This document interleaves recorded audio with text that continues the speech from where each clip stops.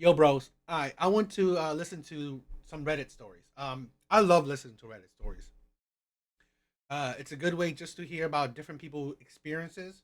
Um, I like to, disclaimer. Yes, sometimes we think that these Reddit stories are crazy.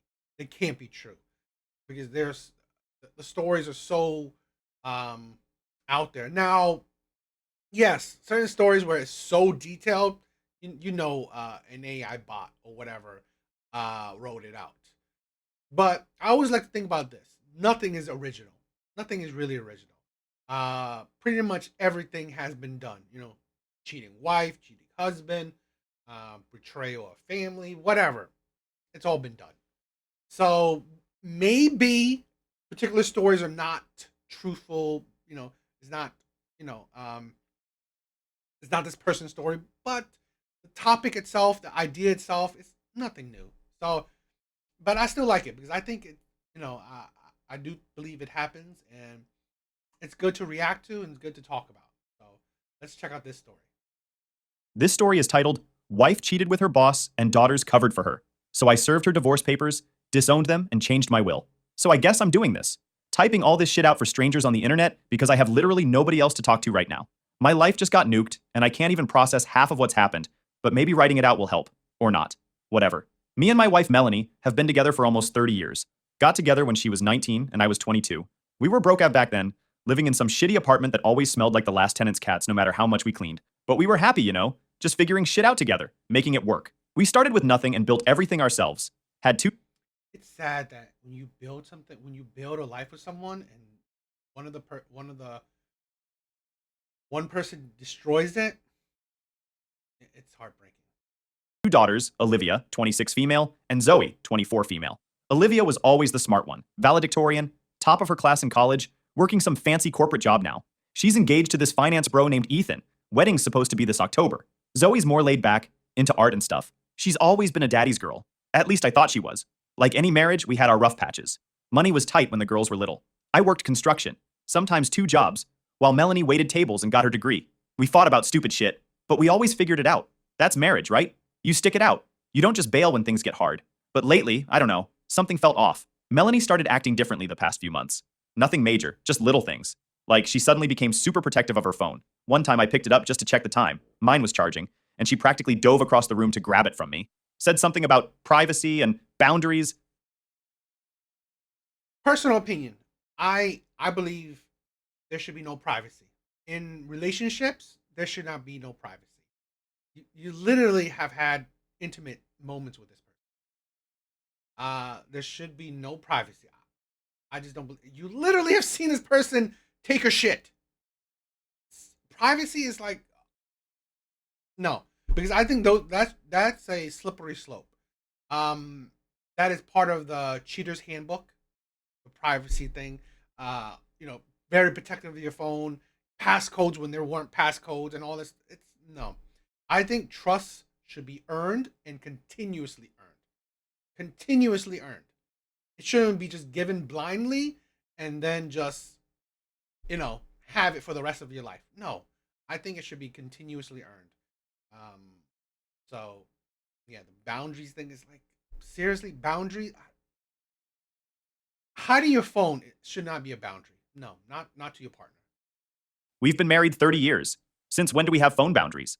Then there's these girls' nights she started doing with Olivia and Zoe. They used to get together maybe once a month, which was cool. I always thought it was great they were close. But it started to be every other week, sometimes more. And when I ask what they did or where they went, I get these vague answers. Just dinner. Just catching up. Melanie used to come home and tell me all the gossip and stuff they talked about. About 6 months ago, I came home early from a business trip. The client meeting got canceled, so I caught an earlier flight. When I walked in, Melanie was on the phone, but she hung up crazy fast when she saw me. Said it was just Olivia. But when I asked what they were talking about, she got all weird and changed the subject. There was this one time I walked into the kitchen and caught Zoe mid-sentence, saying something low to Melanie. I didn't catch all of it, just something like, "Do you think he knows?" They both turned to look at me, eyes a little wide like I'd startled them. "What are you two whispering about?" I asked, half laughing. Melanie recovered quickly, giving me this casual smile. "Oh, just talking about something for later. Nothing you need to worry about." Zoe chimed in, a little too eagerly. "Yeah, it's just a surprise thing. You'll find out soon enough." I raised an eyebrow. "A surprise? For what?" "Just something fun," Melanie said, brushing past me to grab something from the fridge. "You'll see." I figured if they were planning for my birthday, because it was around the corner. And then there was that other night when Melanie told me she was visiting her sister in Columbus for the weekend. No big deal. I didn't think twice about it. A few days later, I was talking to Olivia on the phone, just catching up, when she casually mentioned how her mom had gotten a nice tan. I frowned. A tan? In Ohio? In February? There was the tiniest pause, barely noticeable, but something about it made me feel like I'd said the wrong thing. Then Olivia laughed a little. Oh yeah, we went to a tanning place together before she left. It was kind of a random thing. It didn't seem like a big deal, so I just shrugged it off. But then I started noticing how Melanie's been dressing differently, buying new clothes, wearing makeup more often, started going to the gym 3 times a week. Good for her, I guess, but it seemed to come out of nowhere. Oh, and she bought herself the... You can hear all these moves from the cheater's handbook. Now you focus on your looks when you weren't consistent enough. This is also a thing where it's funny that a lot of people, and in this case a woman, you focus on your looks for another man.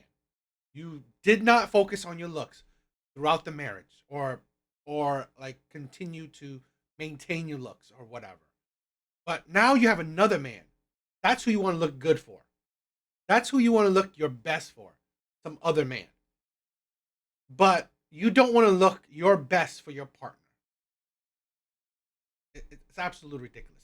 I've seen videos of women like, saying, now there's a glow up after I got my divorce. Really? So when you were with the man you supposedly love, you didn't care about your looks. Now that you want to attract other men, now you care about your looks. So you know that, you know what? To attract men, to keep men's interest, you need to focus on your looks. But when you had a man, your husband, you didn't think he was worthy of you caring about your looks. Great. silver bracelet a few months back. Said it was a career milestone reward or something. It looks expensive. When I asked how much it cost, she got defensive. Said I never cared about her treating herself before. Which isn't true. I've always told her to buy stuff she wants if we can afford it. Through all this, I kept thinking, maybe I'm reading too much into it. Maybe it's just empty nest syndrome or something. Both girls were out of the house now, so it was just us. People change after 30 years, right? That's normal. I didn't want to be that jealous, controlling husband who freaks out when his wife gets a new haircut or spends more time with our kids. That's not me. Never has been. I've always trusted Melanie completely. But there was this nagging feeling I couldn't shake. Like I said, trust should be continuously earned. Trust should be continuously earned. It's the people who trust someone 100% usually will be the ones to get their trust destroyed. Like something wasn't right. Like I was missing something obvious. And then, on a completely ordinary Tuesday, everything fell apart. I was at work, managing a construction site, nothing special. Around lunchtime, I checked my email, scrolling through the usual junk, when something caught my eye.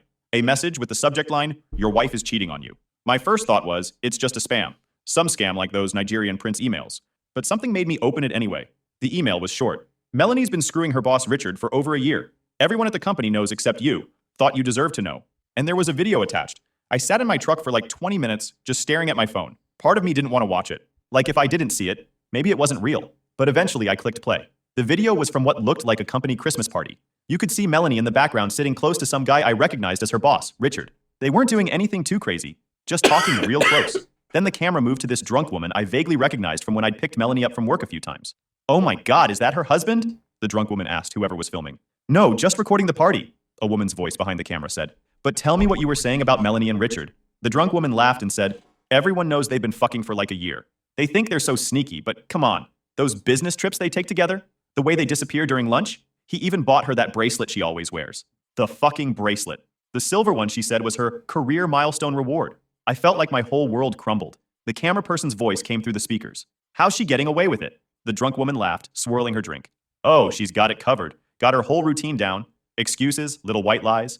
People think she's working late, out shopping, whatever. But nah, she's with him." The video cut off. I sat there, staring at my phone, feeling like the air had been sucked out of my truck. I didn't know who sent it, but I had a pretty good guess. Vanessa. She worked with Melanie. Always had tension with her after Melanie got promoted over her last year. This had to be her way of getting back at her. I tried to brush it off, just gossip, drunk talk from someone with a grudge. But the long... That's the thing where we have a lot of problems with that. A lot of us, and I've been there and I've done that. We love someone so much, we ignore red flags. That's the worst part. That's the worst part where we see it, we hear it. Like he saw the bracelet. He saw the bracelet. She lied to him. She literally lied. But we want to ignore red flags because we love the person. It's painful. The longer I sat there, the more pieces started snapping into place. The girls' nights, the vague answers, the weird phone calls, the bracelet. I couldn't go back to work. My hands were shaking too much. I told my foreman I had a family emergency and just drove. Not home, though. I couldn't face that place. I ended up at my buddy Dave's house. He took one look at me and knew something was wrong. I didn't say anything. Just pulled out my phone, hit play, and handed it to him. Holy shit, man, Dave said when the video ended. What are you gonna do? I had no clue.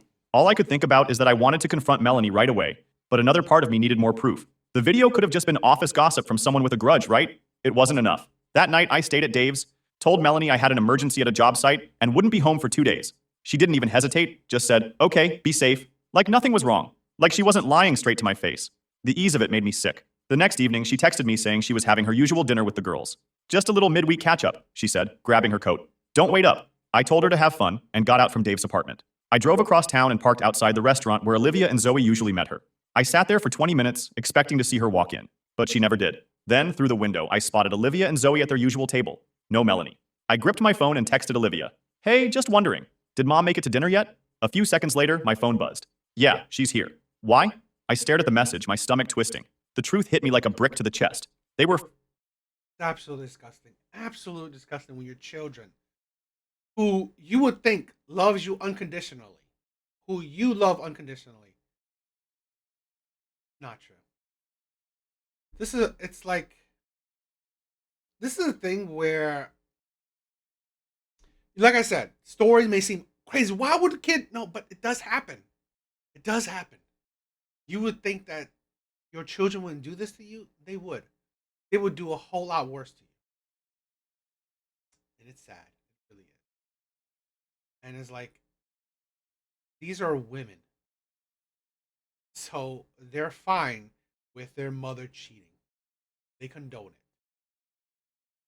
it. And it's like, this is I always hate this thing where, okay, so women will crucify men that cheat on them, but they're fine with if women cheat on men.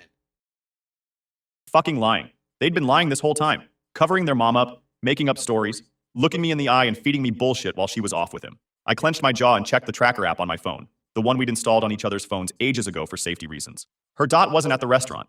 It was across town, at an upscale Italian place. I knew before I even got there what I'd find, but seeing it still felt like a gut punch. Through the window, there she was, sitting next to Richard, so close to him technically on his lap, smiling like she didn't have a care in the world. She leaned closer, resting her head on his shoulder. They weren't even trying to hide it. I almost threw up. I took out my phone and snapped pictures. A lot of them. Then I opened our family group chat. The one with not just Melanie, Olivia, and Zoe, but my parents, my siblings, her siblings, aunts, uncles, cousins, everyone. I attached the photos and typed out one message. Hope you're enjoying your dinner with the girls, Melanie. Looks like your boss is enjoying it too. I hit send. Immediately, my phone started blowing up. Olivia, Dad? What are you talking about? Zoe, what's going on? My sister, what the hell is this? My mom, is this some kind of mistake? Melanie's brother, Mel, what is he talking about? My cousin, dude, WTF. My dad, call me. I didn't answer any of them. What was I supposed to say?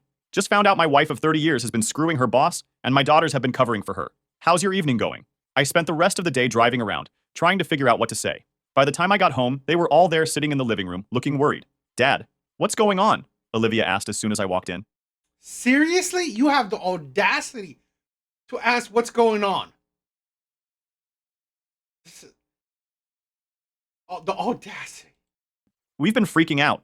I didn't say anything at first, just pulled out my phone, opened the pictures I'd taken, and handed it to Melanie. Her face went white instantly. Who sent you these? She whispered. I took them. Today, after I got this. Then I played the video. The room went dead silent. Zoe started crying. Olivia just stared at the floor. Melanie kept shaking her head like she could make it all disappear if she tried hard enough. How long? I demanded. Melanie wouldn't answer. It was Olivia who spoke up first. Dad, you need to understand. How long? I shouted, making them all jump. 15 months, Melanie admitted, barely audible. And you too? I looked at my daughters. How long have you been covering for your mother? Lying to my face? Making me look like a fucking idiot? Zoe was sobbing now. Daddy, I'm so sorry. Mom said it was just temporary, that she was going through something. Seriously? Who? That's not temporary? Shouldn't even happen at all. This is a thing. I've seen this countless times. Women do not hold other women accountable. And the audacity to think that, oh, men should hold other men accountable when women don't hold other women accountable. The audacity to think that, oh, it just happened. It's just going to be a short time. Really? And that's a good excuse?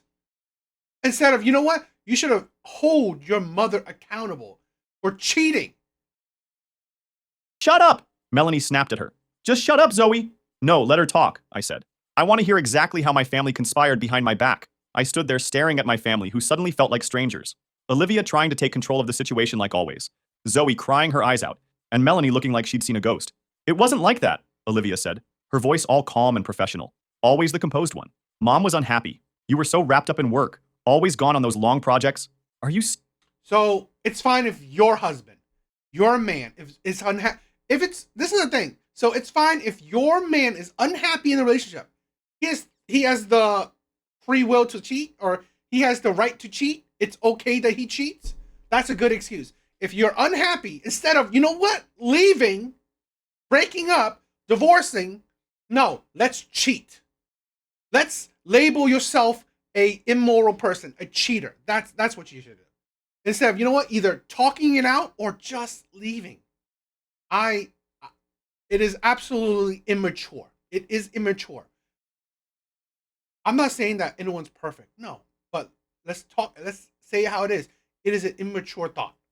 You know what? You would rather cheat than either talk it out or leave the relationship. Leave.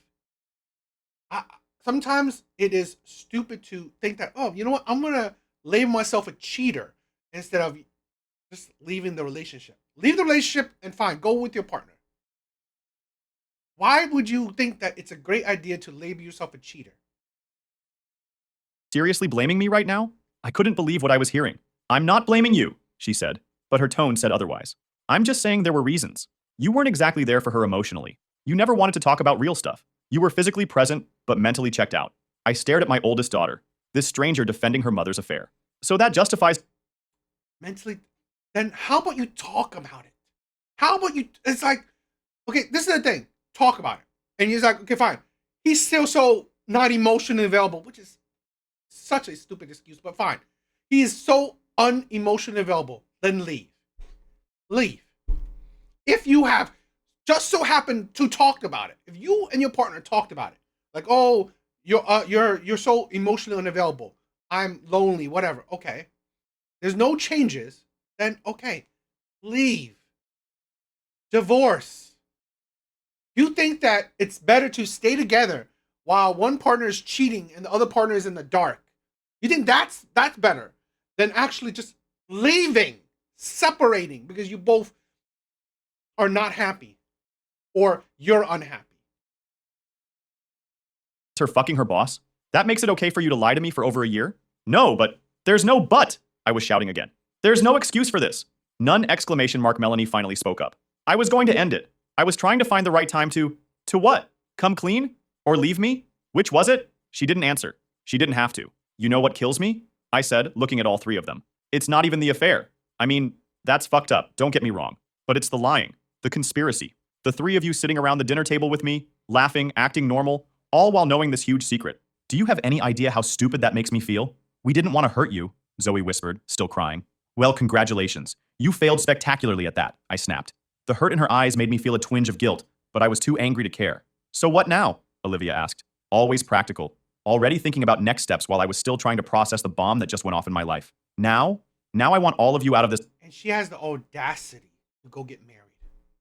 With this mindset where you can condone a cheater, when you can enable a cheater, you have the audacity to get married. House, I said quietly. I can't even look at any of you right now. Dad, please, Zoe begged. Let's talk about this. I know I messed up. I just didn't know what to do. Get out, I shouted. I'm serious. All of you, get out. They left, Melanie and Olivia practically dragging a hysterical Zoe. As the door closed, I collapsed on the couch feeling like someone had ripped my heart out and stomped on it. The house felt so empty, so quiet. You didn't know what to do. How about be a moral person? Did he not teach you right?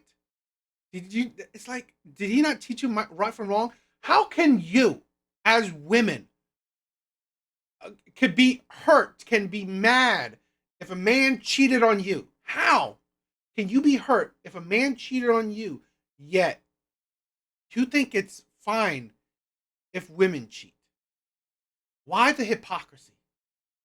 Why the hypocrisy? I just, I walked around looking at all our family photos. I was fuming, grabbed the nearest photo, us at Olivia's college graduation, and smashed it against the wall. The glass shattered, which felt satisfying for about 2 seconds. Then I just felt worse. I didn't sleep that night, just sat on the couch staring at nothing, trying to make sense of everything. My phone kept buzzing with texts and calls from all three of them, but I ignored it. What was there to say? The next few days were a blur. I took time off work, told my boss it was a family emergency. Technically not a lie. I barely left the couch, didn't really eat, didn't shower, just sat there replaying every moment of the last year, looking for signs I missed. Dave came by to check on me, brought food I didn't eat. He wanted me to go stay with him. Said it wasn't good for me to be alone in the house with all the memories. But I couldn't move, couldn't do anything. My phone kept blowing up. Melanie's messages went from apologetic, "I'm so sorry, please let me explain," to angry, "You're being childish, we need to talk like adults," to manipulative, "I'm worried about." really? You have the audacity to get angry and say talk like adults? Why did you not talk like adults before you cheated? Only after you made your mistake. Now you want to talk like adults? About you. Please just let me know you're okay. I ignored them all. Melanie was nothing to me now. After everything I gave to this marriage, after 30 years of sacrifice, hard work, and loyalty, she threw it all away for some cheap affair. Fine, that was her choice. She could enjoy her boss. I didn't care. But Olivia and Zoe? That was the real knife to the gut. My own daughters. The kids I raised, protected, provided for, they had been part of this.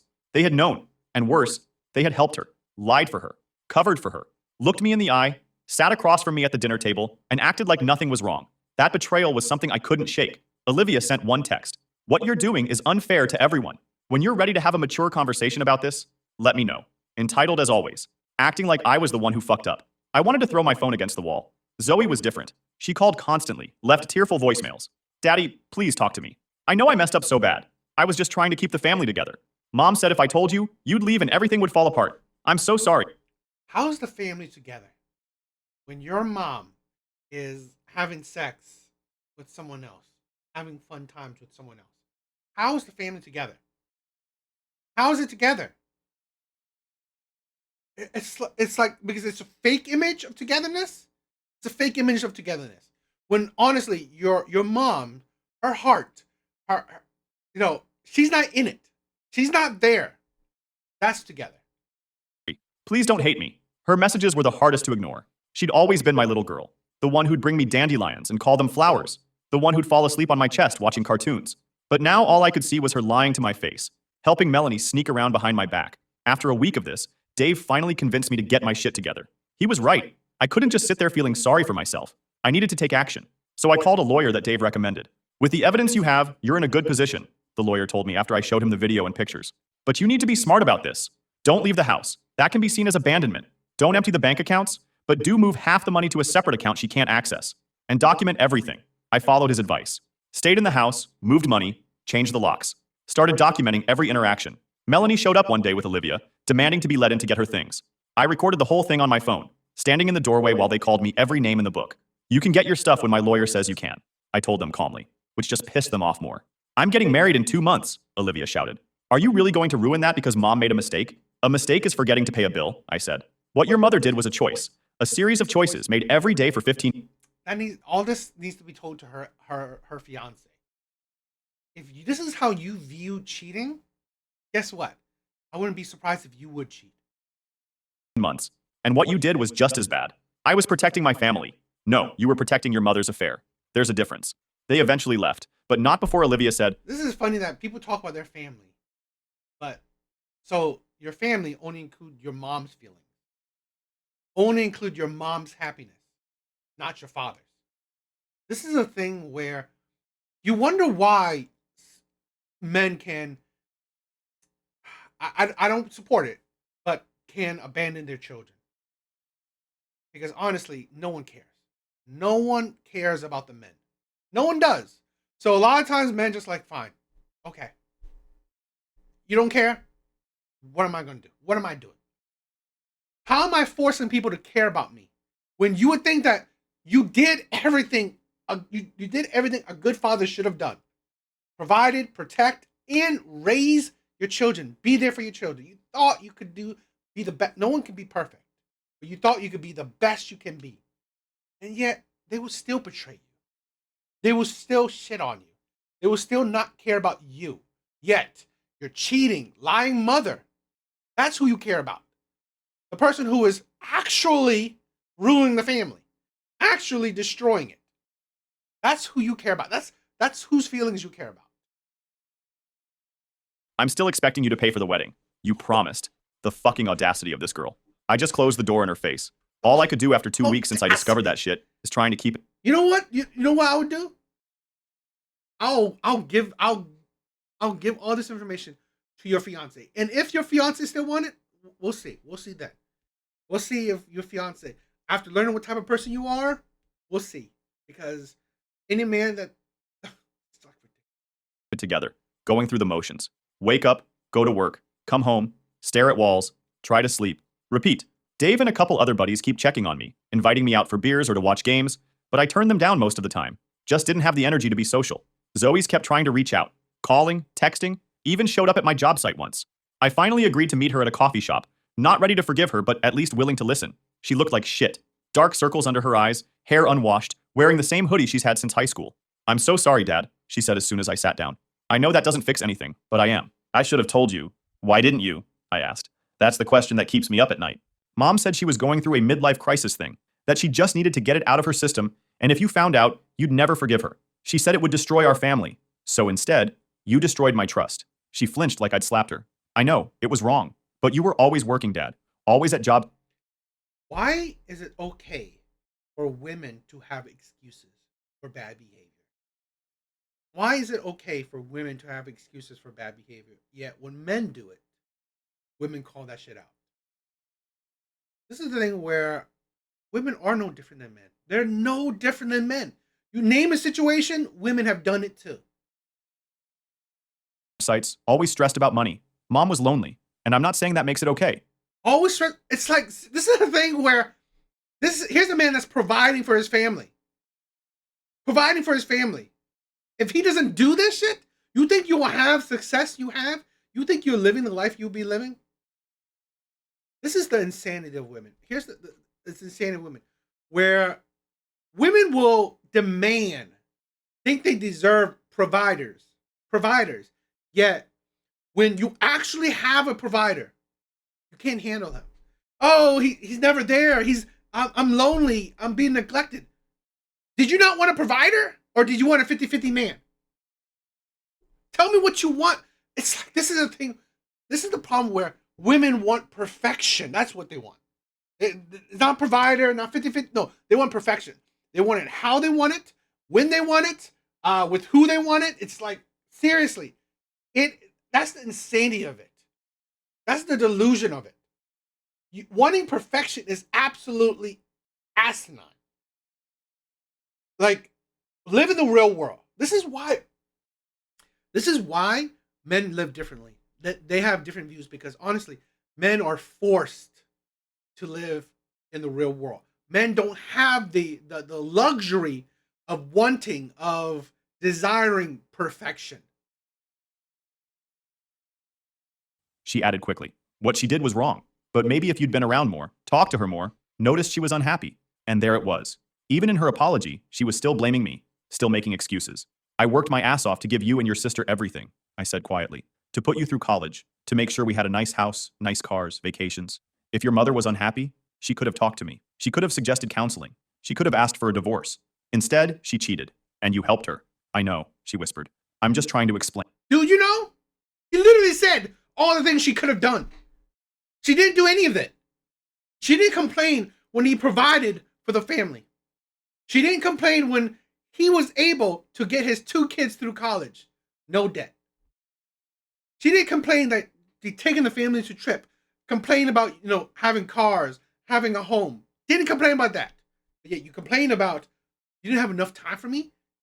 But you complain about it not to his face. You didn't talk about it. You didn't do counseling. Not excuse. I wasn't sure I believed that. But looking at her, I couldn't just walk away like I'd planned. She's still my daughter. But I don't know if I'll ever trust her again. I need time, I told her. I don't know if I can ever trust you the way I used to. I understand, she said, wiping away tears. Thank you for meeting me. As I watched her walk away, I was torn between wanting to call her back and wanting to cut her out of my life completely. Meanwhile, the divorce is moving along. Melanie's fighting for half of everything, including my retirement account that I'd started before we even met. She wants the house, alimony, the works, claims she sacrificed her career for our family, even though she's been working full-time since Zoe started elementary school. And get this, Olivia's still sending me wedding bills, venue deposits, florist payments, dress alterations. The fucking nerve. I don't respond, but each new demand makes me angrier. One night, I got a text from Ethan, Olivia's fiance, texted me asking to meet for coffee. He wanted to understand what really happened. When we met, he admitted Olivia didn't know he was there. She'd be furious if she found out. She told him that I was overreacting to a brief affair, kicked them all out, and refused to pay for the wedding out of spite. He hadn't fully believed it, noticing Olivia had been acting secretive. I laid it all out, the video, the 15-month affair, how both girls had covered for Melanie. By the end, Even if it was a one-day affair, even if it was a one night stand. So what? It's like you still step out of the marriage. You still cheated. It don't matter if you even had sex for 5 minutes and then the guy disappeared. That's not a good. That's not like, oh, it's like a 1 minute, quickie and 5 minute quickie and that's it. So we should forget about it. What? Are you crazy? he looked sick. He had no idea it was this bad. At that point, I was still trying to figure out what to do about Olivia and Zoe. Cutting them off completely felt drastic. But after everything, No. First child, I will cut off completely. I don't care. I would do that. Second child, I will cut off completely, but say that there's maybe room for, I don't know. Maybe there's some room for change, but honestly, no. I think I would just cut them off completely. Move on. As harsh as it is, make a new family. That sounds terrible, but honestly, okay, with a family like this, who needs enemies? With kids like this, who needs an enemy? could I ever trust them again? Rebuilding seemed impossible when I wasn't even sure if they truly regretted what they had done. But one thing was certain, Melanie and I were finished. There was no coming back from that level of betrayal. So, I filed for divorce. Work became my escape. I had to keep the money coming in, especially with the divorce set to drain me dry. My crew knew something was up, but they didn't ask questions when I zoned out or needed a minute. They just gave me space, which I appreciated. The divorce turned ugly fast. Melanie's lawyer tried spinning the narrative, painting me as a neglectful workaholic who had pushed her into the affair. My lawyer suggested settling to avoid dragging it out, but I refused. This wasn't about money anymore. It was about principle. Ethan called me again yesterday. Apparently, he had a big fight with Olivia after our talk. He started asking questions about the affair, and she flipped out, accused him of taking my side and betraying her trust. The irony is fucking staggering. I'm having serious doubts about the wedding, he told me.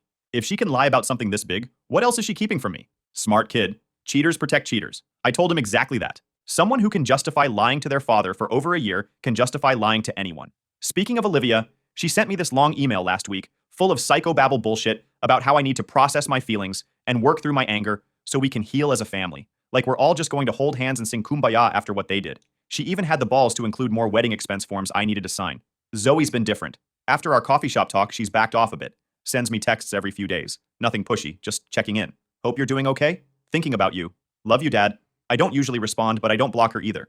Don't know why. Maybe some part of me isn't ready to completely let go. Dave's been a rock through all this. Last weekend, he convinced me to go fishing with him and some buddies.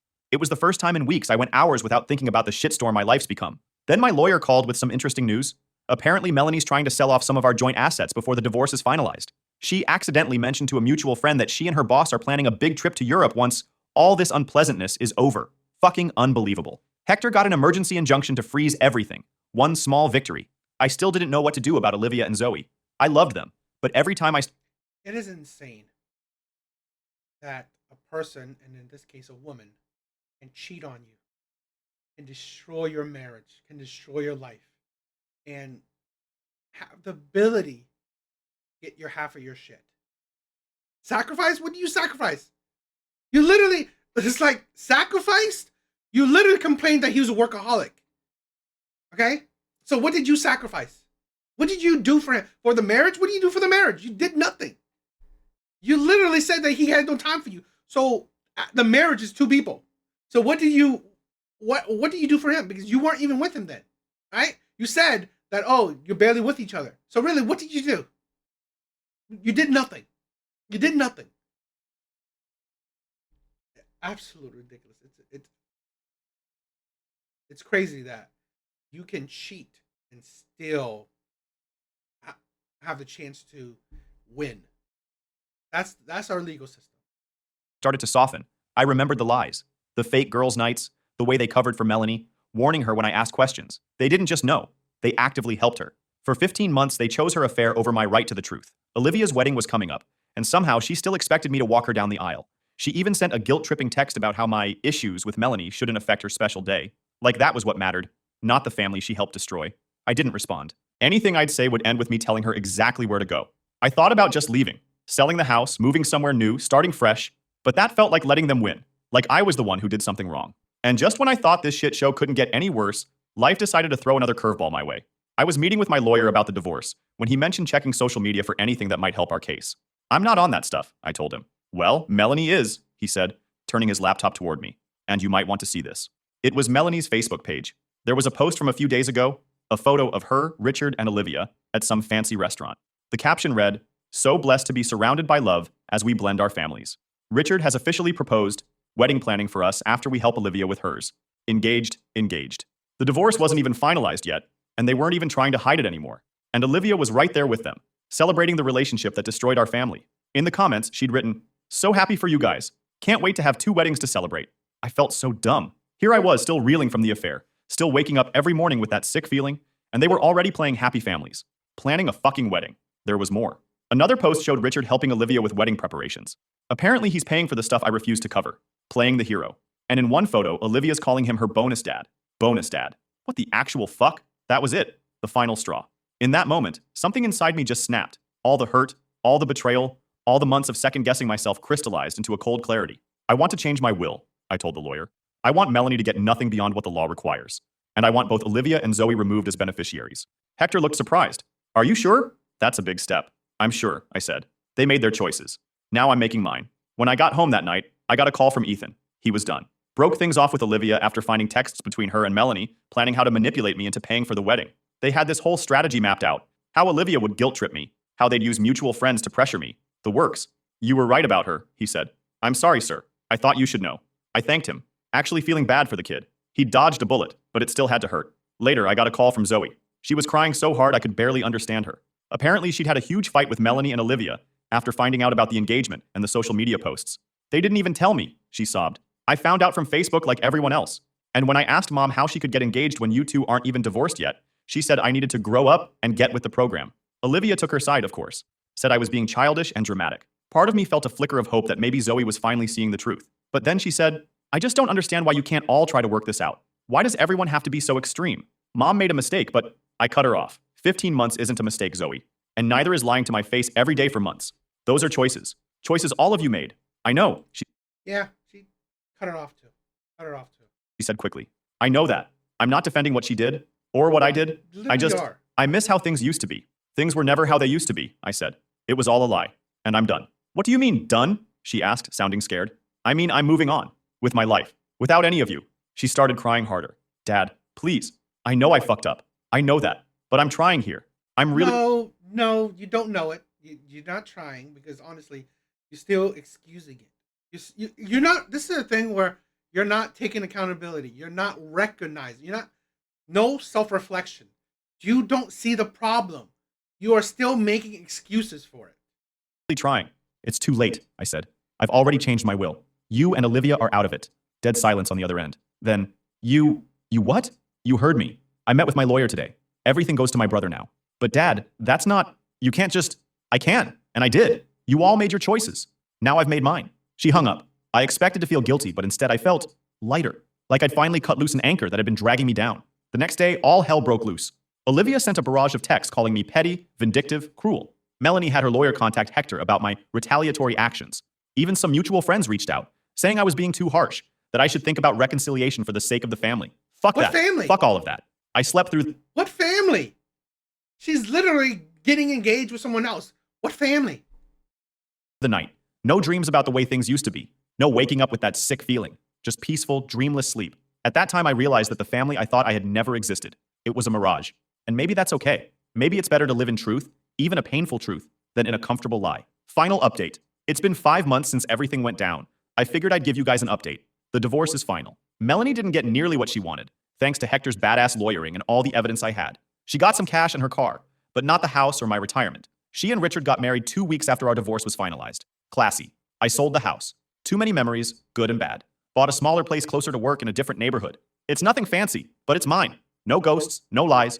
After I changed my will and told Zoe about it, she showed up at my door the next day, crying and begging me to reconsider. Said she'd do anything to make things right.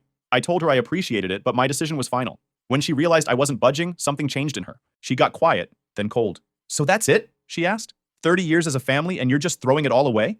I didn't throw anything away, I told her.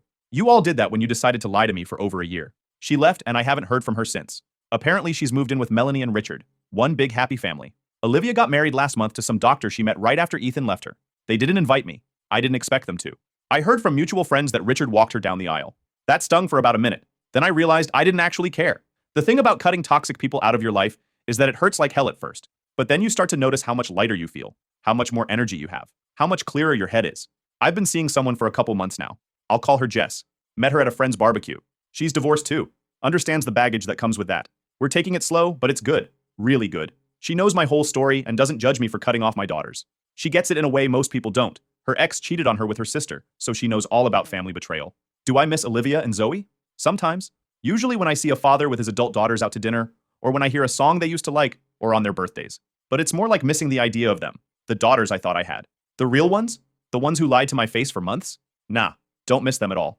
A few weeks ago, I ran into Ethan at a sports bar. He's doing well, dating someone new.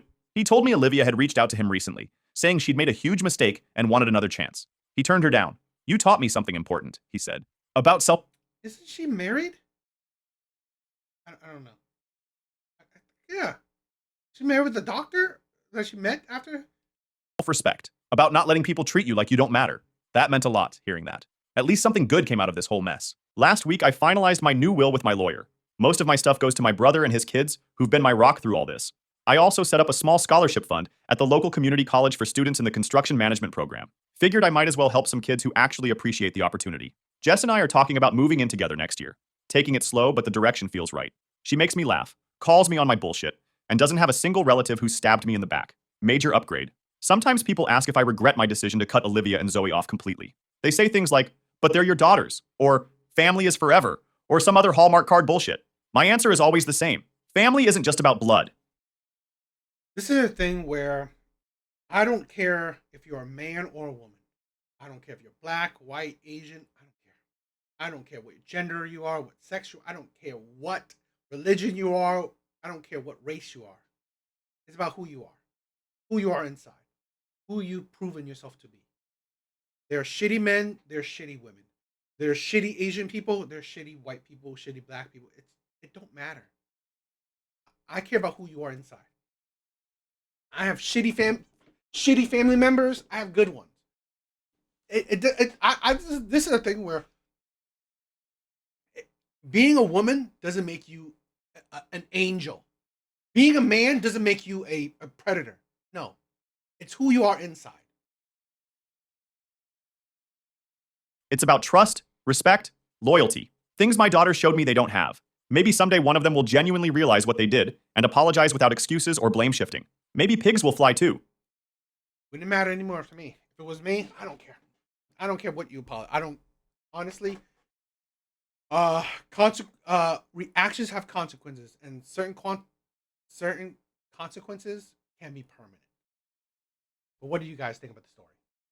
If you guys like it, tell me. I would definitely. I love listening to Reddit stories, so I would love to make more.